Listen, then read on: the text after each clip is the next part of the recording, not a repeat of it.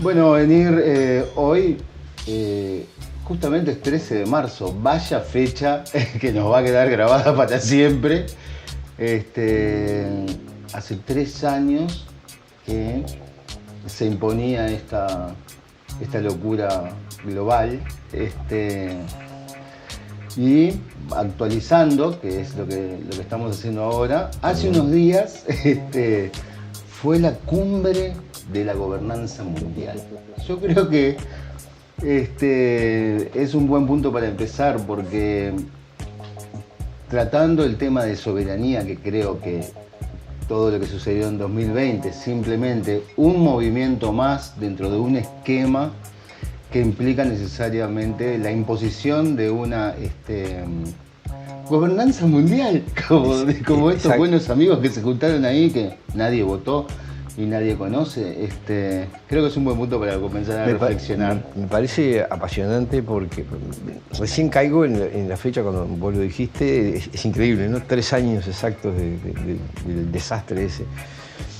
Pero lo de esto de la gobernanza me parece interesantísimo, porque ¿qué es la gobernanza? La gobernanza es el invento que han creado los organismos internacionales, encabezados por el Banco Mundial. En este tema es en el Banco Mundial donde nace el término gobernanza.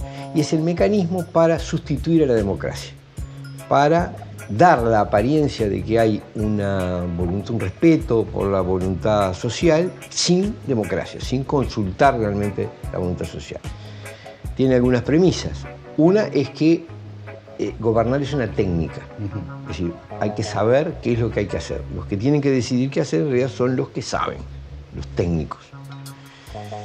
Y después se sustituye la voluntad popular o la consulta popular por la participación, o la asamblea pública o la consulta local, que consiste en que los técnicos que ya tomaron la decisión se presentan a una especie de espectáculo público, una especie de asamblea con vecinos de la zona que pueda ser interesada por la medida política que se va a implementar, y exponen una larga exposición técnica de lo que van a hacer, y después oyen lo que les dicen los vecinos, que van desde opiniones fundadas hasta insultos. No importa lo que digan, no tiene ninguna importancia, los técnicos lo van a oír con cara de piedra, porque la decisión ya está tomada, y la única función de ese acto de consulta o de supuesta participación es permitir que la gente se desahogue, sienta que de alguna manera dijo lo suyo y que después acate lo que ya está resuelto. Ese concepto nació que tiene las dos patas, ¿no? Porque los técnicos son los que saben qué hacer, y la democracia o la decisión popular se sustituye por una pantomima en la que se escucha a los vecinos hablar y se hace lo que ya está resuelto. Eso surgió en el Banco Mundial y hoy se está imponiendo como una política mundial sustitutiva de las decisiones políticas democráticas, ¿no? Donde la gente vota y decide, es decir, ¿no? Es decir, o la persona electa va a tomar la decisión y después va a ser castigada con no ser reelecta o en futuras elecciones. Acá las decisiones las toman técnicos que no se someten nunca a la opinión popular, no tienen por qué ser votados ni elegidos por nadie, nadie confía en ellos, simplemente se basan en que dicen saber lo que hay que hacer. Y muy cierto que tiene que ver el Banco Mundial y la actividad financiera en su conjunto, porque una de las cosas que creo que quedó demostrada durante la pandemia es que esto era un golpe económico. Y cuando vos escuchás, cuando te das cuenta de cuáles son los sutiles mecanismos en que lo que tú describías se lleva a cabo, como por ejemplo el capitalismo de partes interesadas, que es tratar de legitimar lo que los técnicos imponen en una alianza con los gobiernos, quien gobierna, claro, en un país, porque así le da una especie de legitimidad. Vos en definitiva elegiste a tus gobernantes, sin embargo la cancha la el vector, digamos, lo marcan desde afuera. Tratan de legitimar esto, pero esto no fue una cuestión de salud, sino, creo que ha quedado mostrado después de estos años, de control. Control no solo en términos de seguridad, sino de marcar el destino de las personas, de obligarte a hacer cosas. Entre otras cosas, la sumisión total de quienes gobiernan siguiendo una agenda que viene marcada por la ONU, claramente, con la Agenda de Desarrollo Sustentable, por el Foro Económico Mundial, que justamente son estas personas. Si vos entras en la página del Foro Económico Mundial, es muy interesante. Muy interesante todo el diseño que tiene, los algoritmos que usan, pero ahí está todo entrelazado. Vos pones gobernanza mundial y inmediatamente te aparecen todas las conexiones y ahí ves cómo realmente está implementado. Una de las cosas que puedo, 3 años después, asegurar es que la mayoría de la gente no se entera de nada. Exacto. La mayoría de la gente no tiene ni idea de qué es el Foro de Davos o qué es esta cumbre, por ejemplo. En las noticias se cubren solo ciertas partes, como que, por ejemplo, que Elon Musk dijo no sé qué. Elon Musk es un personaje casi caricaturesco. Y lo que realmente se dice ahí es las cosas que se nos van a imponer adelante. Por ejemplo, las monedas digitales de los bancos centrales. Exacto. O sea, es todo un movimiento económico y son tiempos muy interesantes en los cuales de 3 años a esta parte ha quedado muy develado para aquel que quiere ver. Para el que quiere ver. Exacto. Exacto. Mirá, yo creo que si uno tiene que describir qué es lo que realmente está pasando en el mundo, es un golpe de Estado mundial del poder económico que intenta asumir el poder político. Exactamente. Directamente. Es decir, ¿por qué mecanismo? A través de las presiones financieras, a través del control de los organismos internacionales de crédito y políticos, la ONU y técnicos, es decir, el Banco Mundial, el Fondo Monetario Internacional, el Banco Interamericano de Desarrollo, pero también la OMS, la ONU. Es decir, hay un control muy fuerte del poder económico sobre los organismos internacionales. Un enorme control también del poder económico sobre la prensa, sobre lo que se dice. Entonces, esto que vos señalabas de que la realidad es que vivimos en un mundo inventado. Es decir, si uno se guía por lo que sale en televisión, por lo que se oye en las principales emisoras de radio, por lo que publican los diarios, vivimos en un mundo de fantasía. De ficción. No tiene nada que ver con lo que realmente ocurre. ¿Dónde están los ejes de poder? Es así. Y hay algo que me parece clave, ya que hablábamos de la gobernanza. La función de la gobernanza es cómo hacer pasar las decisiones del poder económico como si fueran decisiones técnicas, porque esa es la verdad, tampoco son los técnicos los que resuelven. En realidad es el poder económico que establece una política. Después contrata o tiene financiados a los técnicos que la justifican. Y después se la presentan a la población como una decisión técnica. La tomó fulanito, que es grado 5 en no sé qué. Es ciencia. Y es científico. ¿Cómo le vas a discutir? Y sirve para las vacunas, sirve... Hoy estaba oyendo un audio de una residente del pueblo de Tambores, una persona muy informada y documentada, que nos contaba la experiencia de que están por instalar ahí la producción de hidrógeno verde en Tambores, aprovechando que Tambores se provee de agua desde una napa del acuífero guaraní. O sea, el proyecto Tambor va a entrar allí. ¿A alguien se le preguntó, alguno de nosotros, estaba en el programa de algún partido de gobierno perforar el acuífero para producir metanol, que es lo que van a terminar produciendo, un producto tóxico? Es decir, en una localidad perdida en el medio del campo, que tiene acceso a un agua muy pura, van a instalar ahí una planta de metanol. ¿Alguien lo planteó en algún lado? ¿Se discutió en el Parlamento? ¿Se habló? Nada. Es una decisión que pasa por ser una decisión técnica, ¿no? Van a ir, estoy seguro que van a ir allí ya fueron, ellas lo cuentan muy divertidamente, cayeron con toda su parafernalia, todo su marketing, entonces les mostraban videos a los pobladores de Tambores mostrándoles lo prósperos que iban a ser y lo bien que iban a vivir cuando se instalara la planta de hidrógeno verde, que en realidad es metanol.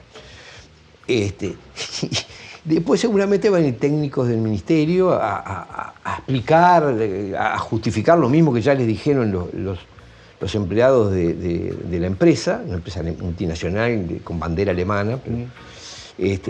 Y van a ir a decirles que bueno, que sí, que están los estudios de factibilidad. Ya por las dudas cambiaron la categorización del suelo, porque no podían... Antes de nada, antes de hablar con nadie, ya está cambiado para que sea viable la instalación de un establecimiento. Tiene que ser suelo urbano o suburbano y no rural. Entonces, y ahí va a haber, ahí tenemos un ejemplo palmario, ¿no? de cómo funciona la cosa. Es decir, se le impone a una población algo que no fue discutido ni por el sistema político ni por la población en general. Caen, se instala una empresa, nadie los conoce, nadie sabe nada. ¿Cómo lo van a justificar? Técnicamente. Van a decir que es maravilloso porque produce energía limpia, porque bla, bla, bla, lo cual es mentira también, porque para producir esa energía tienen que utilizar energías fósiles y generan una serie de productos que son tan o más contaminantes que los que dicen que van a evitar.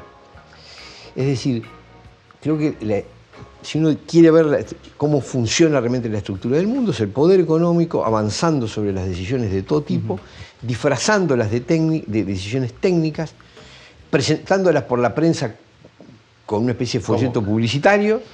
Y como una verdad absoluta. Y como una verdad absoluta. Que no se puede cuestionar y que además, y lo verdaderamente alarmante que ha quedado expuesto en estos años, es que nadie del sistema político, nadie de las personas que vos votaste eventualmente para que trabajen por vos y peleen por vos y te defiendan ante una situación así, nadie cuestiona nada. Nadie cuestiona nada. Nada, de ningún signo político. Bueno, quizás sí, hay excepciones y hay minorías dentro de... Es verdad. Sí, voces aisladas, ¿no?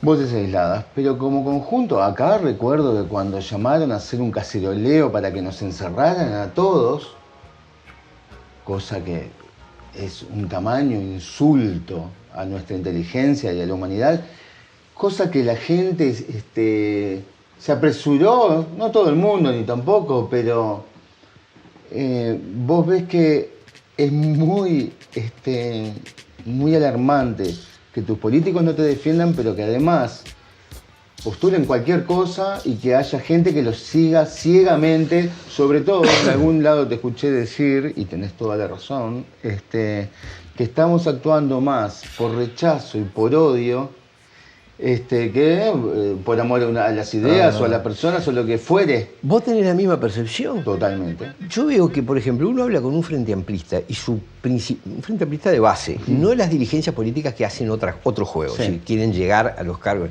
pero el votante, el militante de base, lo que tiene es un odio enfermizo al Cuquito, al Partido Nacional, a todo lo que representan los partidos que integran la coalición. Y viceversa, claro. El votante típico de la coalición odia a los zurdos, odia al frente amplismo, es decir, tiene una cosa visceral. Y en el fondo no se dan cuenta que no hay mejor manera de manipularte que el odio. Cuando vos tomás decisiones no por amor, sino por odio, amor en el sentido, no estoy haciendo poesía barata, estoy diciendo, amor es aquello que uno siente que es bueno, que es sano, que es lo que... Es decir, aquello que siente que es lo mejor y lo más deseable para todos. Y lo más deseable para todos, que es como uno debería tomar las decisiones colectivas, que tienen efecto colectivo. Es terrible cuando las empezás a tomar porque lo que querés es hundir a aquel, o que no esté aquel, de cualquier manera, no importa.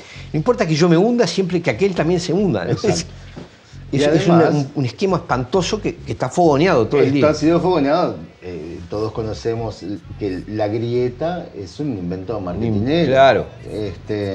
Y que esto se ahonda y es claro, y yo creo que cualquier persona con la que uno converse en la calle te dice, sí, ya sé que es así, que nos fogonean de un lado y del otro, pero son incapaces de salir de eso, tomar una perspectiva y decir, no podés fogonear más esto, ese odio irracional y estúpido. Y además que es muy difícil encontrar de este modo, poder ver dónde está el enemigo, que podríamos decir, ahora son unos pocos que están bien, bien, bien arriba contra todos los demás. Te hace perder la grieta, la exacerbación de esto, el estar enfocado en el que tenés enfrente. Esto no es entre derechas o izquierdas, no es vos contra otras personas en tu sociedad que piensan diferente que vos. Y te estás perdiendo lo que está pasando de verdad. Lo que realmente y así está pasando. no hay manera de poder actuar en consecuencia, salvar las riquezas que tiene el país, sobre las cuales deberíamos tener un control soberano. Exacto. Por ejemplo, el mar que tenemos, las napas acuíferas que mencionabas, la tierra fértil. Exactamente. Entonces, es difícil encontrar puntos de acuerdo para actuar en conjunto contra todo esto si estamos perdidos en un mar de enemistades irreconciliables. Claro, de falsos conflictos que son los que en realidad nos permiten la manipulación. Yo decía, ya que nos estamos metiendo en Honduras, y bueno, decía, ¿qué es lo central que está pasando en el mundo? Es decir, ¿qué lleva a que todos sintamos que estos últimos años algo grosso cambió? Y yo creo que hay un factor que es el salto tecnológico. Uh-huh. Es decir, la aparición de tecnologías que permiten producir, comunicar, controlar de formas que antes eran impensables. Uh-huh. ¿Y cuál es el principal efecto de esto? Yo diría que sociológicamente, si miramos nuestro futuro, yo creo que el punto fundamental es la pérdida de importancia del factor trabajo. Uh-huh. Es decir, el desarrollo tecnológico hace que hoy sea posible prescindir de prácticamente cualquier actividad. Incluso, aunque parezca increíble, la mayor parte de las artísticas, ni hablemos de las técnicas, de las burocráticas, de las físicas, todas esas son sustituidas. Es decir, vos me dirás, bueno, la creatividad, sí, pero ¿cuántas músicas comerciales puedo hacer con una computadora? Bueno, un proceso. Hace años vi una entrevista muy entretenida que le hizo Mario Vargas Llosa a una vieja escritora de novelitas de amor que se llamaba Corín Tellado, una vieja escritora española. Vargas Llosa siempre ha dicho que él tiene admiración por esos escritores que son profundamente populares, los autores de radioteatros, Corín Tellado o Marcial Lafuente, el que hacía las novelas del oeste. Ahí va. Entonces a esta mujer la entrevista. Entonces la mujer, en un momento de la entrevista, le dice muy claramente, bueno, porque él dice, ¿y usted cómo hace? Saca no sé cuántos libros por día, no sé qué. Bueno, no, dice, yo tengo una galería de personajes, una galería femeninos, masculinos, una galería de situaciones, de locaciones, y lo que hago es... escribo, por ejemplo, personaje femenino 5, personaje masculino 10, locación Chipre. Trabaja como un algoritmo. En épocas que no había todavía computadora. Claro. Entonces, eso se lo pasaba a una cuadra que tenía de escritores, claro. Que redactaban. O sea, la veterana Corín Tellado no escribía una letra. Mandaba, tenía todo ya estructurado y se lo pasaba a una legión de escribas que escribían las novelitas, que salían como chorizo varias por día, ¿no? Y vendían millones en todo el mundo. Cuando vos ves eso, decís, bueno, esto con la computadora es una papa. Vos vas a poder escribir novelas, hacer películas, sacar música. Sí. Bueno, entonces, digo, esto es una anécdota para ilustrar lo que... Es decir, el esquema ya existía. Ahora la computadora lo que hace, la computación y toda la virtualidad lo que hace es facilitar la robótica, la inteligencia, lo que se llama inteligencia artificial, que se podrá discutir, pero en definitiva sustituye a las personas. Entonces yo digo, si el trabajo deja de ser necesario, eso tiene unas consecuencias impresionantes en lo cultural, en lo económico, en lo social, ¿Por qué? Porque el trabajo ha sido el gran factor democratizador y distribuidor. Es decir, a través del trabajo se distribuye riqueza. Es decir, yo quería producir tal cosa, pero tenía que traer un herrero y otro que hiciera no sé qué, y aquel que supiera y tenía que pagarles. Entonces, de alguna manera, yo repartía. Si ahora compro una computadora que hace el aparato es decir, un robot que hace todo esto, se acabó, no necesito 5 o 6 tipos para que realicen el producto que yo voy a vender. Lo hago sin costo de trabajo. Eso va a tener consecuencias tremendas. La primera es la pérdida de fuerza, de capacidad de negociación de la mano de obra. La otra es la pérdida de fuerza de la democracia, porque la democracia universal es producto de la sociedad industrial, es producto de que todos eran necesarios para trabajar, se precisaba mano de obra y se precisaba un mercado que consumiera. Entonces, esto va a cambiar la distribución de la riqueza, el funcionamiento democrático, es decir, los partidos democráticos, los sindicatos, todo eso es producto del trabajo. Todo eso va a cambiar, va a perder fuerza. Y también pierde fuerza, es decir, o gana fuerza la idea de que la gran parte de la humanidad no es necesaria. Ya lo están diciendo. Es decir, no es necesaria, ¿por qué? Porque la producción se puede hacer sin esa mano de obra. Entonces hay gente que me dice, sí, pero siempre necesitan un mercado. No, pero no necesitan. Quien tiene la verdadera riqueza no necesita un mercado de 10.000 millones de personas consumiendo. Es un tema de precios. Si vos le colocás un precio más alto al recurso que tenés, podés vivir con menos gente, con un público que pague más. Es sencillo, y que tenga más riqueza para pagar más. Entonces, ¿dónde se está concentrando? O sea, ¿qué es lo que se volvió realmente importante en el mundo? Es el control de los recursos naturales. Porque el trabajo ya no es tan importante. La tecnología ya la tienen y el capital también. ¿Qué es el punto flojo que tiene el poder económico? Es el acceder a los recursos naturales, que son agua, tierra, energía y minerales que se necesitan para la tecnología. Y si uno se fija, todas las políticas que se están llevando a cabo están orientadas a asegurarse el control de los recursos naturales. Cuando cae la empresa alemana al pueblo de Tambores, cuando cae UPM a Paso de los Toros, ¿de qué se están asegurando? Se están asegurando el agua, se están asegurando la tierra, en el caso de UPM la tierra para producir la madera, para generar celulosa. Es el control de recursos naturales. Y ahí viene, creo que, el tema clave en esto, y es que si el trabajo pierde fuerza y la democracia se desmerece, lo único que nos queda para seguir existiendo y seguir tener una carta de negociación en esta ecuación del mundo es los recursos naturales que están en los territorios. Es decir, la soberanía sobre el agua, los países que tienen minerales sobre los minerales o sobre la tierra productiva, es la clave para sobrevivir. Sí. Ya no se trata de ser ricos es que si las corporaciones transnacionales logran apoderarse del agua, no te necesitan más. Claro. Si logran saltearte respecto al agua, no nos necesitan más. Esa es la realidad. Y en foros como Davos o esta cumbre de la gobernanza mundial, se habla de tokenizar todo. Es decir, de darle realmente un valor económico a cada cosa, o sea que nada nunca más va a ser gratis. ¿Me explico? O sea, exacto, ninguna cosa. Exacto. Porque además hablamos, sí, de estos que vienen acá por el agua, pensemos en la Amazonia, donde van los científicos a buscar sustancias que patentan. Y a la vez, cuando patentan estas cosas, o sea, cadenas, no se puede patentar una entidad biológica, pero sí se pueden patentar cadenas de esto.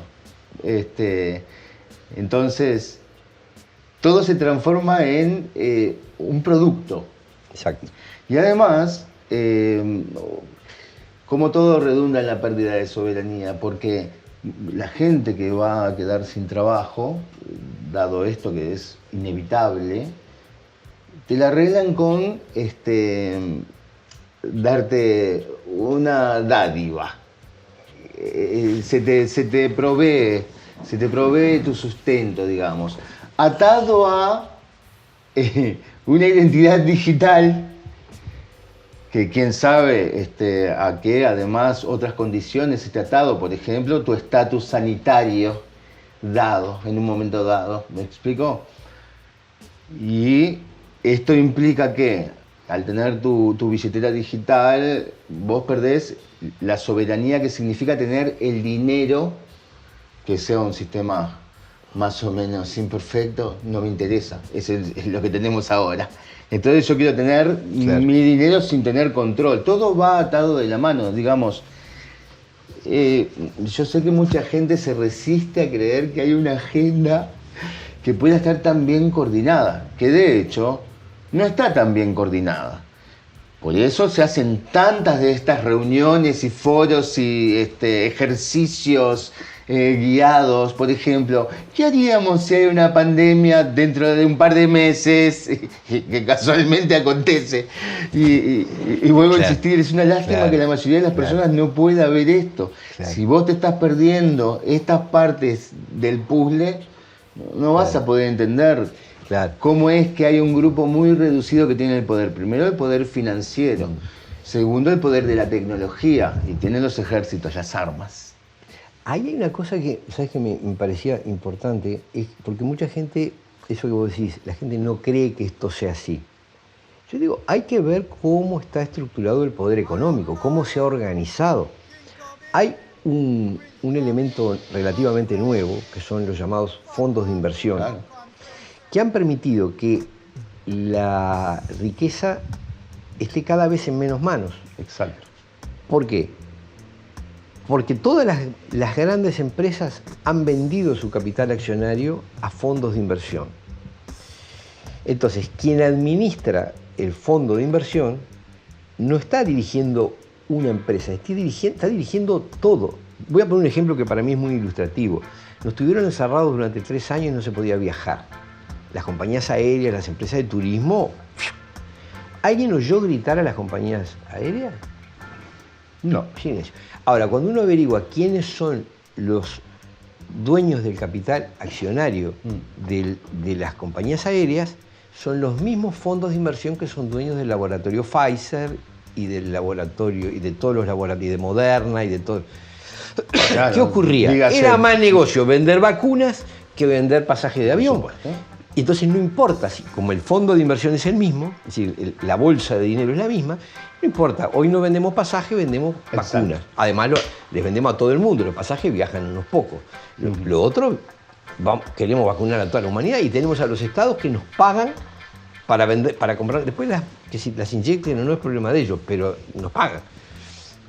Entonces, esa modalidad es lo que hace que a la gente le resulta incomprensible. Te dicen, pero ¿cómo? ¿Y cómo esto no se quejan? Más te digo, las compañías petroleras pertenecen a los mismos fondos de inversión que a los que hacen la tecnología verde. BlackRock, Vanguard, State Street, es decir, son muy poquitos. Muy poquitos. Son Vanguard Group, BlackRock, Blackstone, State Street y algunos fondos chiquitos que además unos son dueños de las acciones de otros. Vale decir que yo tengo la impresión de que el centro económico es uno. Que son me huele que está en Vanguard Group, que es el más tienen la maquinita de imprimir, los bancos centrales. Controlan la Reserva Federal, controlan las compañías petroleras, controlan los bancos, controlan los medios de comunicación, controlan las universidades, de donde salen los técnicos que dicen que esas políticas son las adecuadas. ¿Qué es lo único que no controla esta gente? Los recursos naturales que están desperdigados por todo el planeta. Entonces, si mañana te estalla una guerra no sé dónde, o la tribu de no sé qué te dice que ahí no entrás porque no sé cuánto, o te aparece un gobierno que se hace el loco y te dice que esto no porque lo va a expropiar porque no sé qué. Es un problema para la élite, porque su estructura está montada para el control de todo el mundo. Y si no eso sí, mucha tecnología, pero sin agua, tierra y ciertos minerales no funciona nada. Entonces los tipos están atados al territorio. Y el territorio está lleno de humanos que quieren cosas. Y además tienen gobiernos que, como los eligen esos tipos que quieren cosas, a veces complican la vida. ¿tá? Entonces, o hay que matar al presidente, o hay que dar un golpe de Estado, o hay que comprar una elección, o organizar un fraude, pero da trabajo. Claro. Son cientos de países en el mundo. Hay que digitarlos a todos para que no se opongan. Hay un informe, el informe Kissinger, que tiene 50 años, donde ya Kissinger advertía sobre el aumento de la población, porque decía que el aumento de población dificultaba el acceso a los recursos que en ese momento él hablaba de Estados Unidos, pero en definitiva son las compañías, las grandes compañías, que son las que, porque no es el Estado de Estados Unidos el que explota esos recursos, son empresas que a su vez manejan el Estado de los Estados Unidos, ¿no?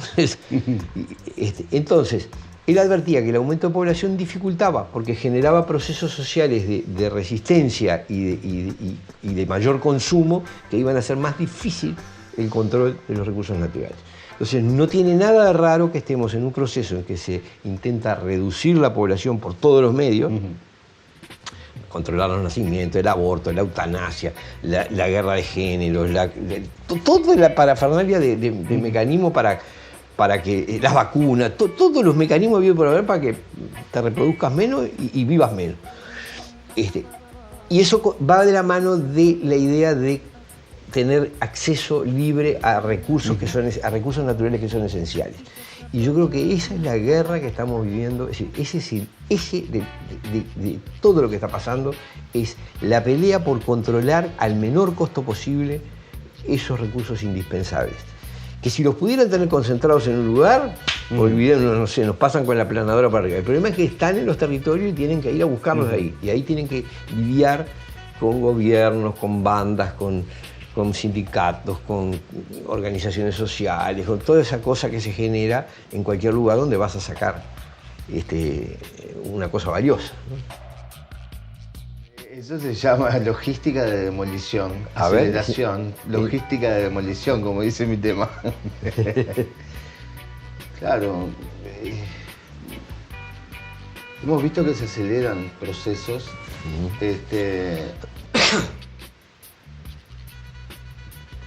Como decías, el mundo cambió para siempre en 2020.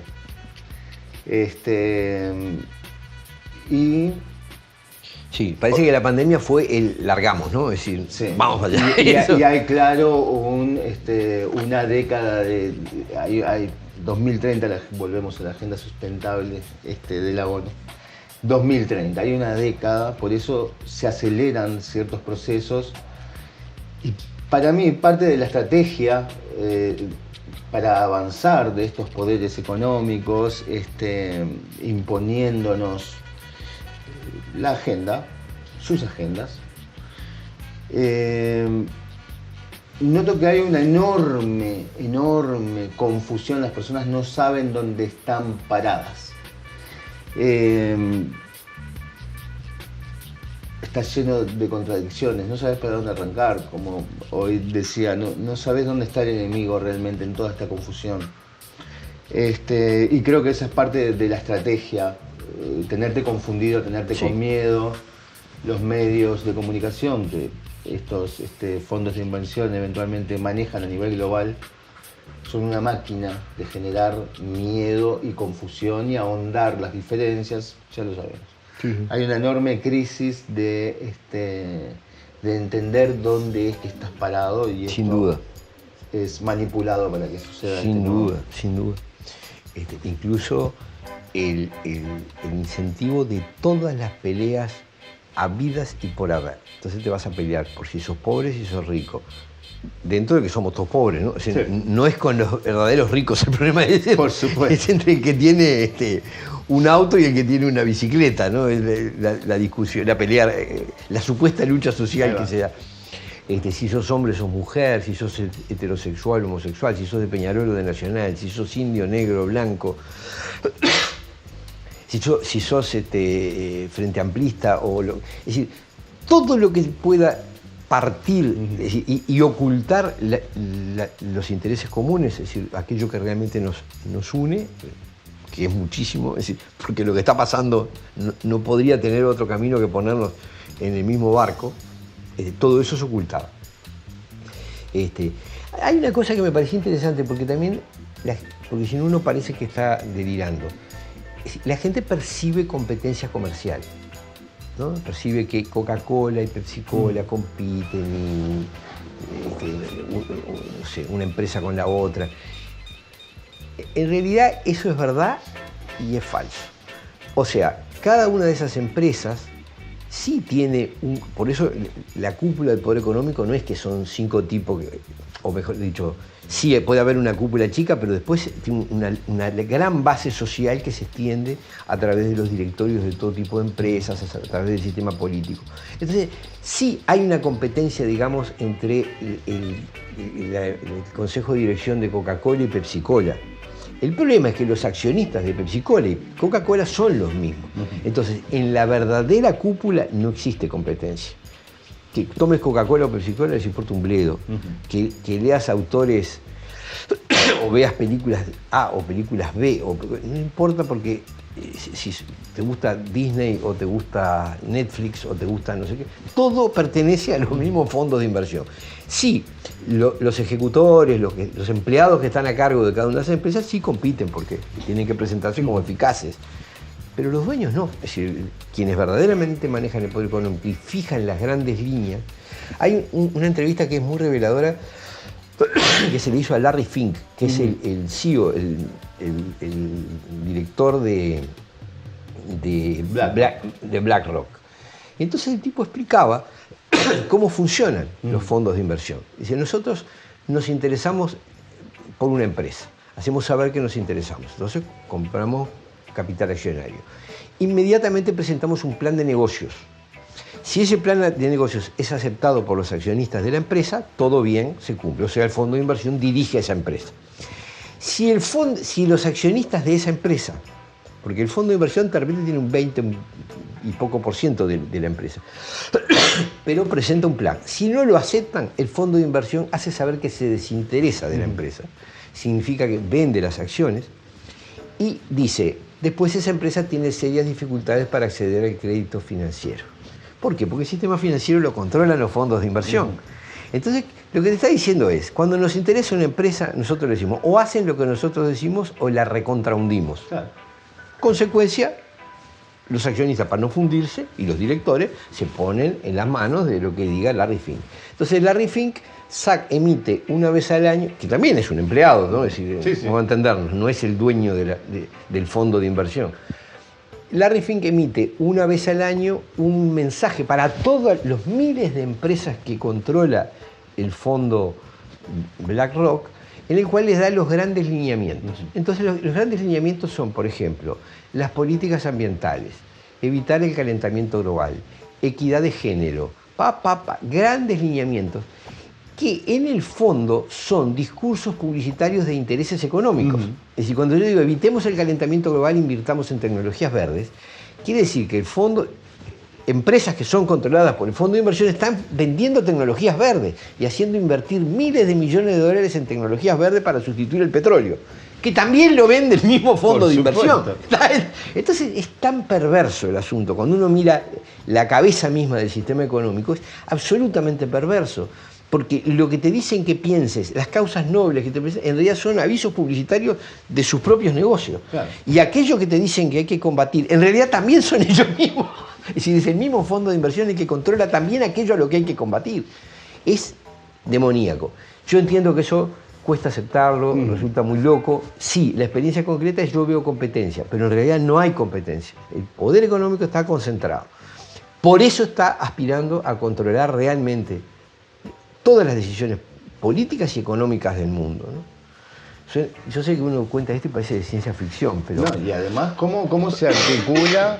Porque muy bien decir, sí, casualmente esos lineamientos que de repente pueden dar los principales inversionistas, qué casualidad que están muy alineados con la ONU. Por ejemplo. Por supuesto, la ONU dice lo mismo que dice Larry Fink. Exactamente. El esquema es el no mismo. levantaría sospechas.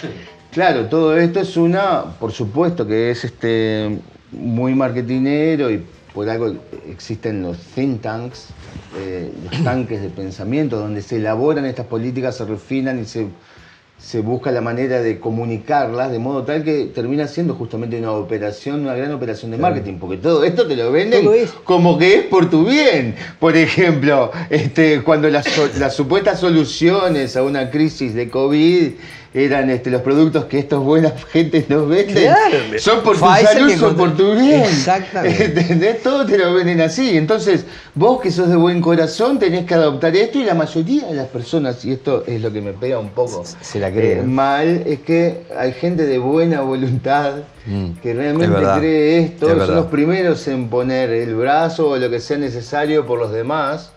Es increíble. Usan sentimientos benévolos, en realidad con una finalidad perversa. Te los venden de una manera adecuada porque ellos tienen el aparato pronto para vendértelo. Vos sabés que ahora lo pensaba, y fíjate que nosotros hablamos de los medios de comunicación formales, ¿no? Pero hemos llegado al punto que ya las empresas comerciales son medios de comunicación. Coca-Cola emite mensajes ideológicos en su publicidad. Si cada una de las empresas te mandan, es decir, cuando McDonald's dice que no va a usar pajitas descartables y sorbitos descartables porque va a cuidar el medio ambiente, es una payasada, pero te está vendiendo el problema del medio ambiente. Entonces, cuando el nene ve que no le dan el sorbito y dice, pero no tengo el sorbito, no, porque eso contamina el medio ambiente. Ya le metiste en la idea crítica de que está al borde del colapso, y que si él usa un sorbito está destruyendo el planeta, ¿no? Es muy gracioso. Y eso viene por McDonald's, viene por Disney, viene por... Es decir, son cargas ideológicas. Sí, gente pensante que conozco, que cree a pies juntillas el cambio climático, y no hay manera. Pero vos no te das cuenta del cambio del clima, cómo está todo. Y yo me pregunto, esta bola flotando en el espacio así, ¿debería tener un clima estático siempre igual? No sé cómo podríamos asegurar esto. No sé cómo se podría asegurar tal cosa, ¿no? Pero hay parte de esta conversación que justamente para mí es simplemente pura ideología y puro lavado de cerebro, tranquilamente. Desde chico te van condicionando a creer a pies juntillas lo que te dice la autoridad de turno. Y en este momento la autoridad de turno son los científicos, que es algo muy loco, porque probablemente cuando vos decís esa palabra a otra persona, esta persona inmediatamente se imagina a alguien con bata. Lo asocia con un medio. Cuando en realidad son unos mega hippies, los científicos que importan ahora, que son los que trabajan, ponerle el Ray Kurzweil, o sea, la gente que desarrolla la inteligencia artificial, la superinteligencia artificial, la bionanotecnología, esos son los que importan. Y la mayoría son todos unos hippies forrados que viven en Belén con los pastores, que están pasados de listo, y que están escondidos ahí y tienen la tecnología y creen que mediante la tecnología van a lograr un control y un cierto orden del mundo. Capaz que se le alinean los planetas, los alinean ellos, digamos. Capaz que quieren alinear el clima. No sabés hasta qué punto, a dónde van los delirios. Escuchás a Noah Harari, que dice claramente que probablemente evolucionemos a formas inorgánicas de vida. ¡Wow! Pero esto pasa... El transhumanismo. Sí, esto pasa absolutamente licuado, mientras la gente está distraída en el odio al del otro cuadro. Pasa completamente inadvertido. Exactamente. Hay un tipo que es asesor del Foro Económico Mundial, que es Noah Harari, que hasta hace unos años no conocía a nadie, un ser siniestro, totalmente oscuro, te das cuenta, lo ves, y las cosas que dice son, por ejemplo, estas, que estamos evolucionando hacia, o sea, que hemos tomado la evolución gracias a la tecnología, hemos tomado la evolución en nuestras manos, y que vamos a evolucionar a una cosa que ya no es más humana. Este despreciable engendro dice que somos las últimas generaciones de Homo sapiens sapiens. ¿Viste? Y uno piensa, bueno, estas son cosas importantes viniendo de gente que está en posiciones de poder que no tienen nada que ver con nuestra vida. Ellos viven otras vidas y nos consideran básicamente insectos, cosas que no merecen la pena vivir. Es muy, muy wow, muy fuerte lo que estamos viviendo. Es muy fuerte, y esto que vos planteás a mí me produce, porque vamos a entendernos, el peso de la tecnología es enorme, y si vos podés generar a través de la manipulación genética o de la interfaz con máquinas un tipo de sujeto con mayor poder, ya sea intelectual, ya sea del trabajo, ya sea físico, de lo que sea, que el humano común, que no es muy difícil, digamos, lamentablemente, bueno, sí, va a ser un fenómeno. En el fondo creo que el gran tema va a ser cómo se maneja eso, es decir, quién lo dirige, hacia dónde, cómo, es una lucha política muy fuerte. En el fondo estamos hablando de que, yo creo que hoy hablábamos de los recursos naturales, que es una pata del asunto, y el otro es el control de la tecnología, de hacia dónde va la tecnología, ¿no? Que es donde está más difícil la cosa, porque la tecnología se maneja y se decide de los que habla Harari, ¿no? Es decir, son ámbitos muy exclusivos, de altísima calificación, que la mayor parte de la gente ni siquiera puede entender en qué están trabajando, entonces es muy difícil rebatirlo, discutirlo, ¿no?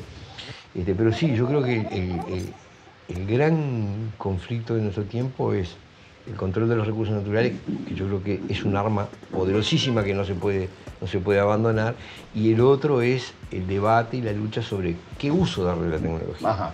Porque nos puede llevar perfectamente, sí, a convertirnos en una subespecie, en una especie de, es decir, el ser humano que conocimos. Y que tienda a desaparecer. Sí, que tienda a los neandertales les pasó. Claro. Es decir, grandes grupos han sido borrados de la historia. Sin duda. Entonces hay una pelea ahí que también, es verdad, es un acierto, me parece, de cara a empezar a encontrar soluciones y maneras activas de algún modo contrarrestar esto, es decir, a los que nos interesa realmente conservar nuestra humanidad así como es. Creo que poner el foco en los recursos naturales, que son los que están en entredicho en este momento de forma cada vez más acuciante, se nota, claro. Entonces creo que acá tenés un punto donde anclarte a tierra es algo tangible. Lo que vayan a hacer estos engendros con la tecnología, porque también lo tienen una cierta gente que ni conoce, ni sabe lo que están haciendo, no les importase en lo más mínimo, pero a vos sí te importa que tus hijos puedan tomar agua y seguir disfrutando del sol y los recursos naturales que tenemos. Sobre todo, sabemos que es notorio que hay un avance sobre la tierra fértil con obvias intenciones de tener el monopolio de la producción de alimentos. O sea, es necesario de algún modo que las personas empiecen a reaccionar en cuanto a esto. O sea, exacto. Porque si no, te van a dictaminar qué podés comer y qué no, cuánto te cuesta respirar, porque lo que buscan es tokenizar todo. Sí, el aire que respirás. Por eso la base de una eventual tecnocracia es un movimiento económico que tiene que ver con transformar el consumo de carbono en una moneda. Es la nueva medida energética, digamos, que está involucrada, y por eso se involucran todos estos recursos de los que estamos hablando. Mirá estos grandes benefactores de la humanidad. Acabo de enterarme que Microsoft va a comprar 1.500 millones de toneladas, de toneladas de créditos de carbono. Claro. Para el desarrollo de sus actividades. Es decir, los mismos que predican la descarbonización están usando el mecanismo de los créditos de carbono para producir. Ahora, vos sabés que te tiro una cosa que yo a veces veo un discurso que es muy simple, ¿no? Que dice, bueno, estos son los hijos de tal por cual, son 10 viejos que están ahí haciéndola toda y no sé cuánto. Y yo digo, el fenómeno es bastante más complejo. y a uno lo desafía. Yo digo, la verdad, tengo más dudas que certezas. Como bien decías vos, Juan, hay una cosa que tengo clarísima, y es que si no nos paramos fuertes sobre los recursos naturales, que en el Uruguay es sobre todo pararse fuerte sobre el agua, somos boleta. Digo, si no logramos tener cierto poder de negociación a través de... Es nuestro petróleo, estamos parados arriba de una fortuna que es además ineludible, se necesita. El que controle esa agua va a ser una voz influyente en el concierto mundial, por decirlo así. Si lo perdemos, no somos nada. Si las empresas pueden apoderárselo y saltearnos, dejamos de existir. Eso me parece muy claro. Ahora, todo lo otro, es decir, todo lo que tiene que ver con la tecnología, con las posibilidades de incidir sobre la evolución natural, de modificar el ser humano, el desarrollo tecnológico en el área de la robótica y de la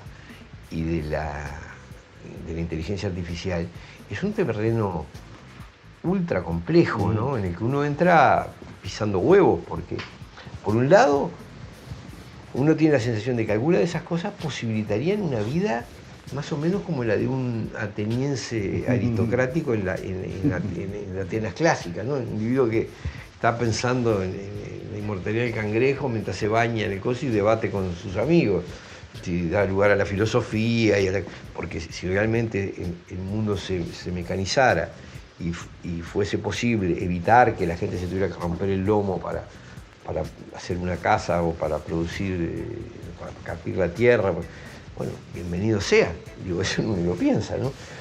El problema es quién administra eso y con qué finalidad. Por ejemplo, para proveerte de eso, lo que se está pensando es en un sustituto. Vos vas a vivir en una ciudad de 15 minutos, la mayor parte del tiempo encerrado, porque no vas a tener mucho a dónde ir, y vas a ser ese emperador en un mundo virtual. En un mundo virtual. Bueno, la tienen atada. Está muy buena esa, sí, claro. Te enchufamos la pantalla en la calle. No vas a tener la necesidad de trabajar porque los buenos robots lo vas a comer unas exquisitas hamburguesas hechas con insectos. Por supuesto. Y no deja de tener. Yo, mira, cuando aquel 13 de marzo, un día como hoy, hace 3 años, pasó todos estos hechos que conocemos. La calentura que me agarré con mis amigos, con el espectro político, con la gente que no hizo nada y se dejó asustar y me recalenté. Una lástima porque que se calienta pierde. Te he escuchado muchas veces decirlo, lástima que te escuché tarde venir, porque yo estaba recaliente y mandé todo a donde se me ocurrió. Hoy por hoy, te digo, ya no me caliento más. Vos sabés que toda esta situación me parece extremadamente divertida ahora. ¿Sí? Sí, me parece muy, muy divertido. Ver a la gente así soñando, porque es lo que realmente, si no te amargás y te pegás un corchazo, porque ¿cuál es la alternativa? Ver a la gente así durmiendo como está, sin entender absolutamente nada de lo que pasa, también me parece que es un buen antídoto para mucha gente. La gente no piensa en esto, está más preocupada por el partido del domingo. Ah, sí. ¿Viste? Es verdad, sí. No funciona como una especie de escudo y yo creo que en realidad hay otros aspectos. Bueno, yo como, digamos, poeta o músico, algo, creo que esto es una cuestión espiritual, que esto es una gran prueba para la humanidad y para justamente revalorar la humanidad como es, no la humanidad buena, la humanidad es como es. Real. Exacto, la real es toda esta belleza de abanico de posibilidades. Hay unos poquitos que están muy de vivos y bueno, en algún momento van a terminar donde tienen que terminar. Pero yo creo que hay una realidad, más allá de esta material, hay un propósito en todo esto y creo que va a terminar, siempre lo creí desde un principio, antes estaba súper caliente, ahora me divierto pila. O sea, yo no estoy para discutir con alguien que quiere, yo qué sé, ante una eventual pandemia, que van a declarar, parece que más, ahora no vamos a poder comer gallinas ni huevos. O sea, me parece que que el mundo no se puede dominar ni manejar. Entonces ya de por sí la gente que es así está destinada al fracaso.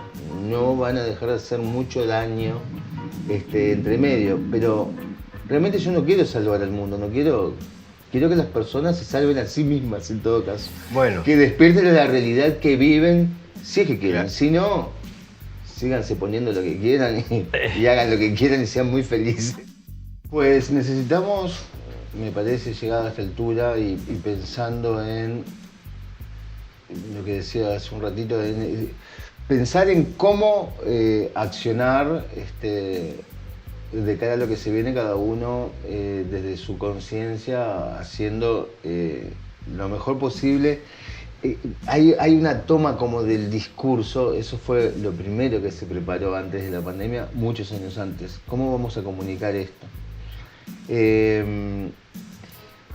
Es necesario encontrar las maneras de comunicar para unir a las personas.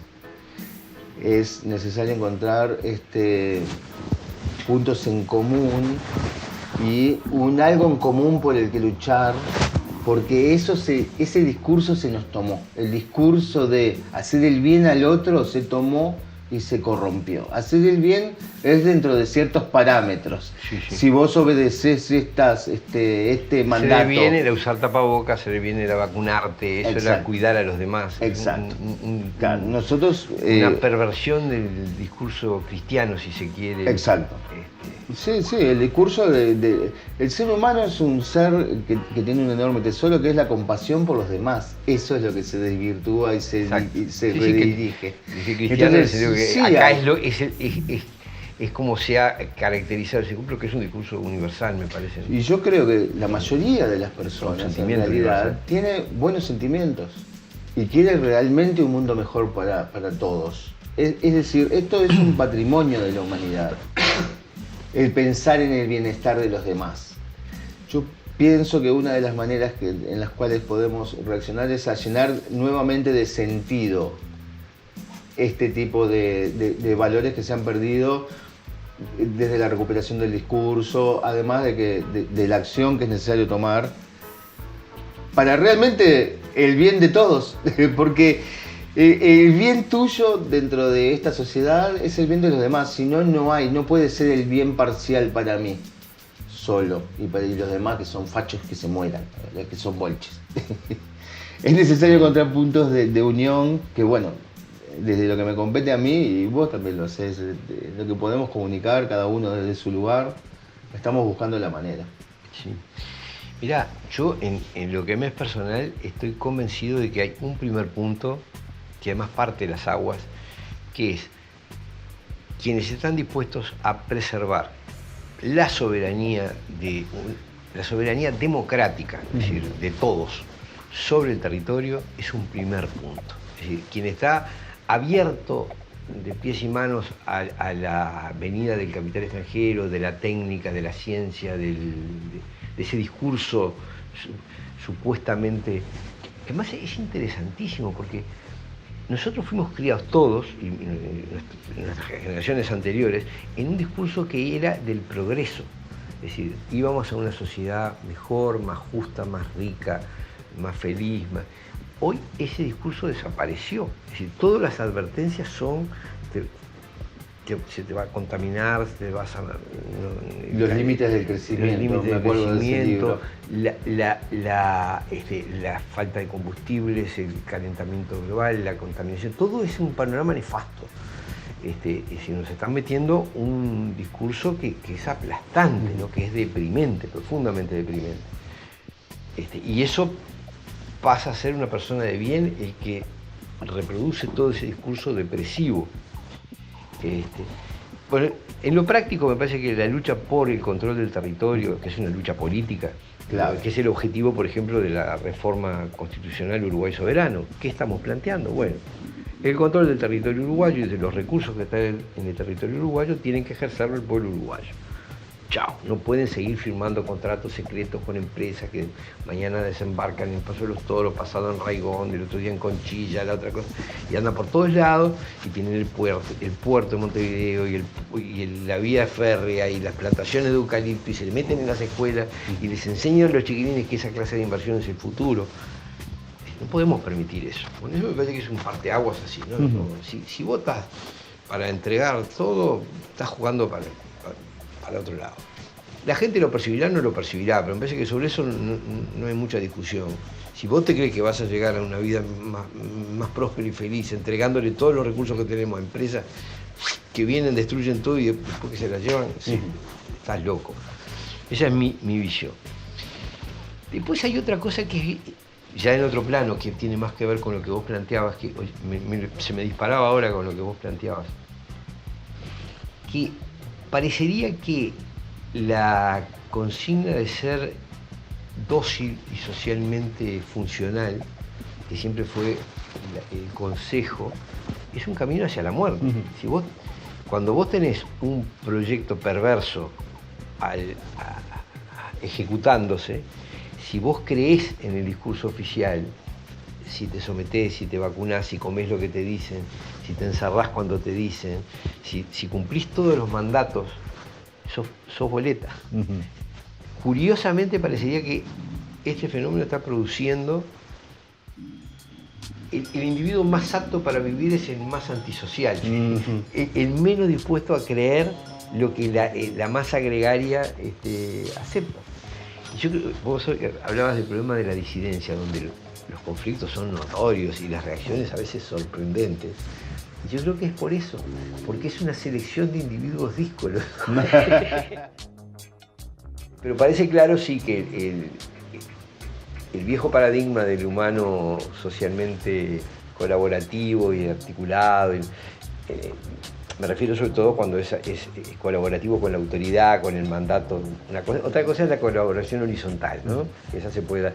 Pero el que se pliega a los mandatos sociales impuestos, bueno, está en una situación problemática, ¿no? Hay una cosa que sí no me acuerdo quién era que lo decía acá, pero que hay algo que estamos viendo, es que mucha gente que creyó en el discurso pandémico hoy está de vuelta. Y lo ves en los resultados, por ejemplo, de la vacunación a los niños. Sí. Fracasó, no lograron ni el 50% de vacunar ni el 50% de los chiquilines. ¿Por qué? Porque la gente empezó a sospechar, empezó a desconfiar. Y uno, capaz que hasta se arriesga uno, pero a los hijos no les das un producto en el que no confías. No le enchufás una cosa por las dudas para que pueda viajar o para que pueda jugar al fútbol. Yo he visto gente vacunarse por las cosas más locas, ¿no? Sí. No, yo quería ir a escuchar un espectáculo, yo quería viajar, yo quería jugar al fútbol. Me vacuné, porque sé que podía ser malo, pero me la di porque si no me iban a complicar mucho la vida y no sé cuánto. Ahora eso uno hace con los hijos eso. Con los hijos solo te tirás a donde seguro, ¿no? O sea, tratás de darle solo lo que sabes que es bueno. Y ese tipo de actitudes son reveses que para los planes de estos pocos pesan mucho. Cuando vos empezás a desconfiar, sí, hay mucha gente que está desconfiando, que de a poco va llegando a esto. El gran tema es que es una atrás de la otra, una campaña publicitaria atrás de la otra. Otra mentira y otra mentira. Y es difícil, pero yo, como te decía, 3 años después te puedo decir que soy muy optimista. Sí. Sé que cosas muy pesadas vienen y que van a pasar y que hay que generar conciencia. Yo desde mi posibilidad con las canciones hago lo que puedo, que tampoco tengo mucho alcance. Esa es la realidad, pero hago algo. Lo usás en ese plan. Creo que todos los que estamos acá estamos en esa situación de lo que podemos, hasta donde podemos llegar, ¿no? Y creo que es muy importante, sí, bueno, calentarse menos y tender más puentes, lograr ser pacientes, y sobre todo... Es la cuadratura del círculo. Vos elegís los tipos que desacatan todo y tenés que armar con eso una cosa. Está tremendo. Pero yo, 3 años después, tengo esperanza de que en algún momento unos cuantos se van a despertar de verdad y que van a empezar a hacer las cosas bien. Se meten con los niños. Hay ciertas cosas que la gente termina de no bancar. Es una lástima de que tengamos... El uruguayo es muy particular en esto, digamos, también, que hasta que no te sacuden fuerte, no te despertás y reaccionás. Es verdad. Pero eventualmente esto tiene que pasar que empecemos a darnos cuenta de dónde está el enemigo, de quién te está haciendo la vida. Pues es una cuestión de las personas tratan de sobrevivir del modo que pueden y te van recortando de repente derechos, hay cada vez menos cosas que podés hacer. En el nombre del orden, por ejemplo, hoy por hoy casi no podés circular en tu vehículo sin estar dentro de un trayecto todo filmado además, con docenas y docenas de cámaras. Sí. ¿Viste? Hay como un disciplinamiento extremo. Está limitado lo que podés decir, todo. Lo que podés hacer, los términos que podés usar, lo que podés discutir, cómo podés discutir, qué podés mirar. Claro. Porque si me miraste de tal o cual forma, me estás claro. Ofendiendo. Si usaste el término, ofendiste a aquel otro y sos es muy difícil.